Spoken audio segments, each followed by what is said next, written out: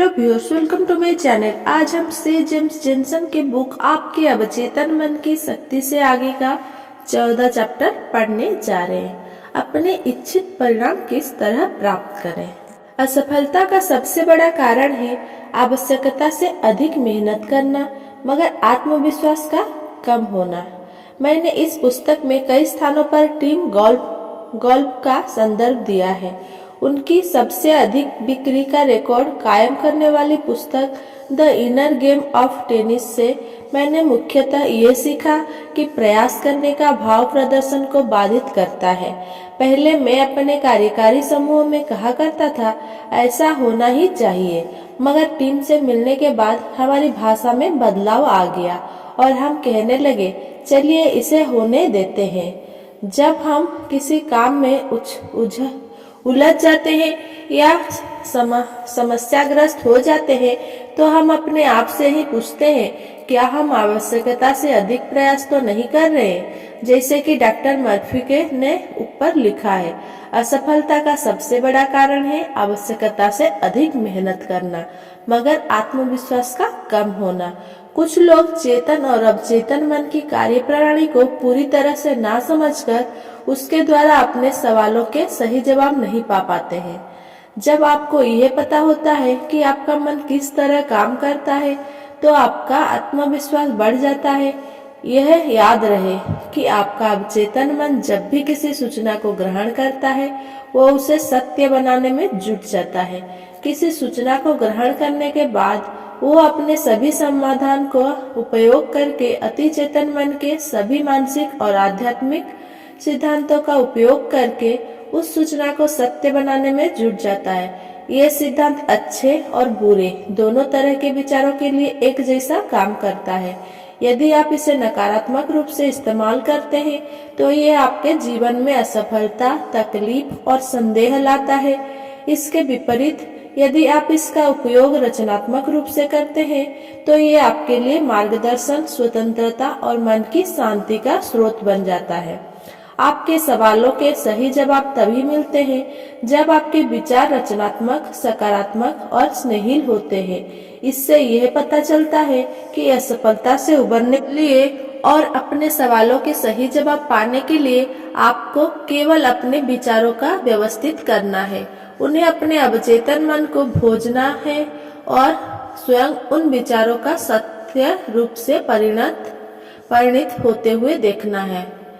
आपके मन के सिद्धांत आप बाकी काम का स्वयं कर लेंगे।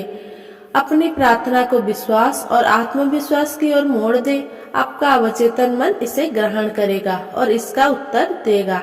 अपने मन पर जोर जबरदस्ती करके आप अपने प्रश्नों का उत्तर पाने में कभी भी कामयाब नहीं हो सकते। आपका अवचेतन मन जोर जबरदस्ती करने पर किसी प्रश्न का उत्तर नहीं देता। यह केवल आपके विश्वास या चेतन मन की स्वीकार भाव के अनुसार ही काम करता है। अवचेतन मन द्वारा अपने प्रश्नों के उत्तर पाने में आप इसीलिए भी असफल होते हैं कि आप अपने आप से इस तरह की बातें कहते हैं, हालत खराब होते जा रहे हैं, मुझे कभी भी अपने सवालों का उत्तर नहीं मिलेगा, मुझे कोई रास्ता नजर नहीं आ रहा है, सब बेकार है, मुझे नहीं पता क्या करना है, सब कुछ उल्टा पुल्टा हो गया है आदि। जब आप इस तरह के वक्तव्य देते हैं तो आपके अपने अवचेतन मन से किसी तरह का सहयोग, कोई भी उत्तर नहीं मिलता। यदि आप किसी टैक्सी में बैठे और बैठते ही 5 मिनट के अंदर टैक्सी चालक को ढेर सारे निर्देश देने लगे तो चालक भ्रमित हो जाएगा और यह भी हो सकता है कि वो आपको कहीं भी ले जाने से मना कर दे। ऐसा ही कुछ घटता है जब आप अपने अति चेतन मन के साथ काम करते हैं। आपके मन में आ रहे हर विचार का स्पष्ट होना जरूरी है। आपको इस निष्कर्ष पर पहुंचना होगा कि इस समस्या का कोई समाधान अवश्य है। आपके अति चेतन मन की असीम शक्ति ही इसका समाधान या उत्तर जानती है। जब आप इस निष्कर्ष पर आ जाते हैं तो आपका मन इसके लिए तैयार हो जाता है और आपके विचारों के अनुसार ही आपको उत्तर मिलता है। यह आसान है। एक मकान मालिक ने एक बार अपने घर की भट्टी को सुधरवाया और मिस्त्री द्वारा केवल एक पेंच लगाने के काम के लिए $200 मांगने पर उसने विरोध जताया। तो मिस्त्री ने कहा, मैंने 5 सेंट इस पेंच को लगाने के लिए है और बचे हुए $199 और 95 सेंट यह पता लगाने के लिए है कि भट्टी में कहाँ दिक्कत है। इसी तरह से आपका अवचेतन मन भी कुशल मिस्त्री है। ये बहुत ही बुद्धिमान होता है जो आपके शरीर के हर हिस्से का उपचार करने की जानकारी रखता है, आपकी हर समस्या को सुलझाने की शक्ति रखता है। आपका स्वास्थ्य गड़बड़ाता है तो आपका अवचेतन मन उसे ठीक कर सकता है, मगर विश्राम इसकी पूंजी है। ये आसान है। समस्या के विस्तार में मत जाइए, बस इसके अंतिम परिणाम पर ध्यान दें। अपनी समस्या के खुशनुमा और संतोषप्रद समाधान की अपेक्षा करें, चाहे वो समस्या स्वास्थ्य की हो, धन की हो, रिश्ते की हो या नौकरी की हो। उस क्षण को याद रखें जब आप किसी बड़ी बीमारी से बाहर निकले थे। उस प्रसन्नता का अनुभव करें। ये ध्यान में रखें कि आपके अवचेतन मन के लिए भावनाएं स्पर्श चिकित्सा का काम करती है। आपके नए विचारों को आपके द्वारा अंतिम रूप में देखा जाना चाहिए और उन्हें भविष्य में घटता हुआ नहीं वरन वर्तमान में ही होता हुआ महसूस करें। किसी प्रतिद्वंदी की कल्पना ना करें, कल्पना का उपयोग करें, ना कि इच्छा शक्ति का। अपने अवचेतन मन का उपयोग करते हुए आप ना तो किसी प्रतिद्वंदी से तर्क करते हैं, ना ही अपने आत्मशक्ति का इस्तेमाल करते हैं। आप अंतिम स्तर और उस स्वतंत्रता की अवस्था की कल्पना करते हैं।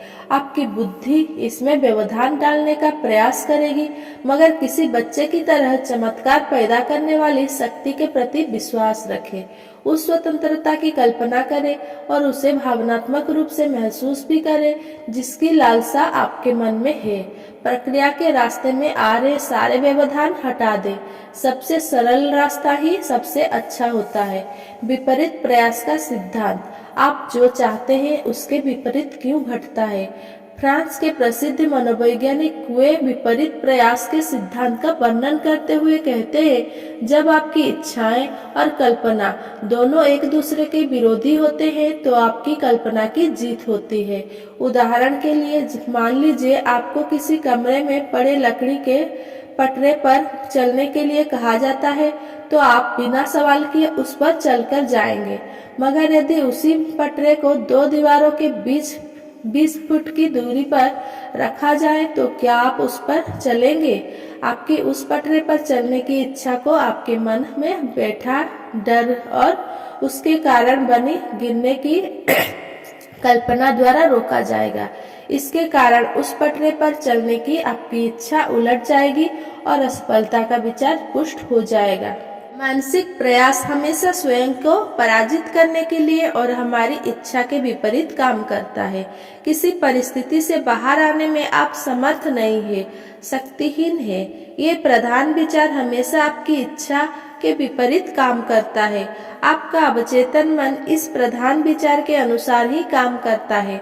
आपका अवचेतन 2 परस्पर विरोधी विचार में से सशक्त विचार को ही स्वीकार करता है। आसान तरीका हमेशा बेहतर होता है। यदि आप कहते हैं मैं उपचार पाना चाहता हूँ, मगर मुझे पता है कि वो मुझे नहीं मिलेगा, मैं बहुत प्रयास करता हूँ, मैं अभिपुष्टि के लिए बहुत प्रयास करता हूँ, मैं अपनी आत्मशक्ति का पूरा उपयोग करता हूँ।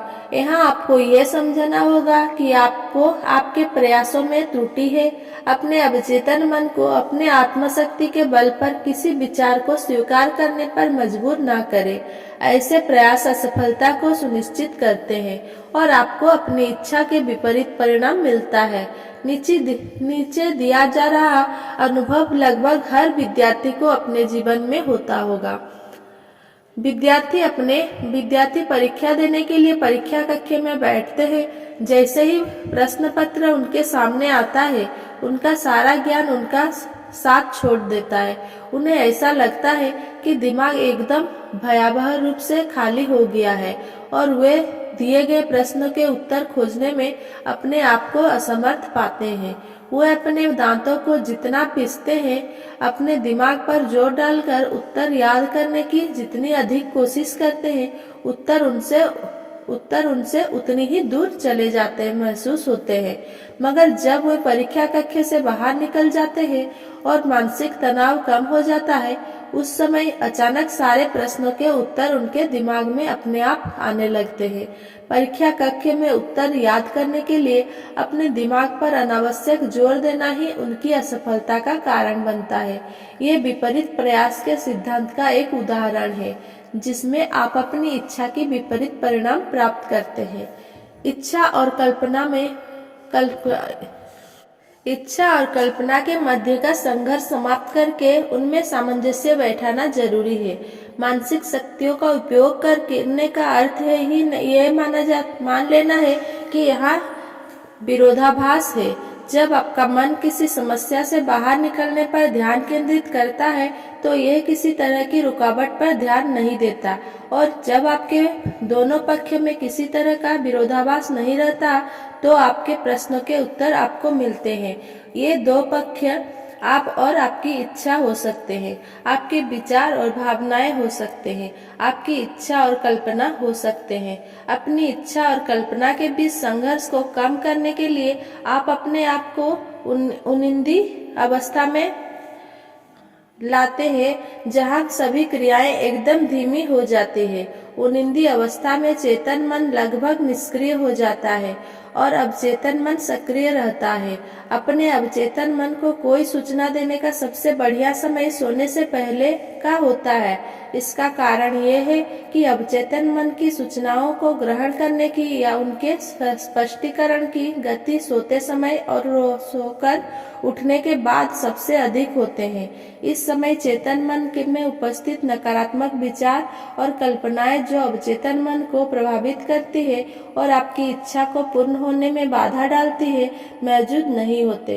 इस समय जब आप अपनी इच्छा के अनुसार अंतिम परिणाम की कल्पना करते हैं, उसके साथ भावनात्मक रूप से जुड़ते हैं, तो आपका अवचेतन मन इसे ज्यों का त्यों ग्रहण करता है और उसे सत्य बनाने में जुट जाता है।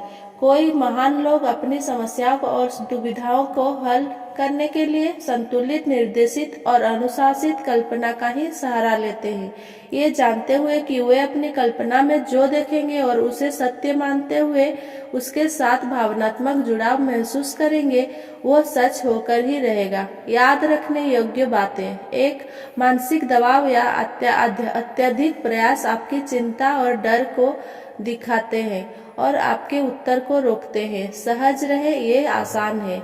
2, जब आपका मन शांत है और आपके मन में कोई विचार आते हैं तो अवचेतन मन उस विचार को समझकर उसे पूरा करने में जुट जाता है।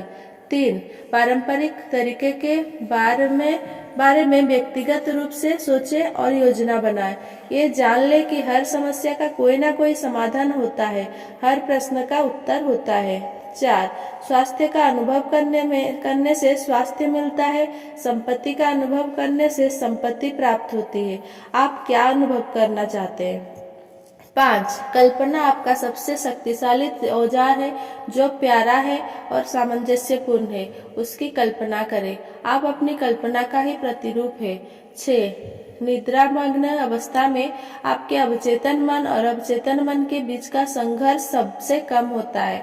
सोने से पहले अपनी इच्छाओं को पूरा होते देखें, उन्हें बार बार दोहराएं, शांति से सोएं और प्रसन्न मुद्रा में उठें। Thanks for watching. Please like, comment, share and subscribe.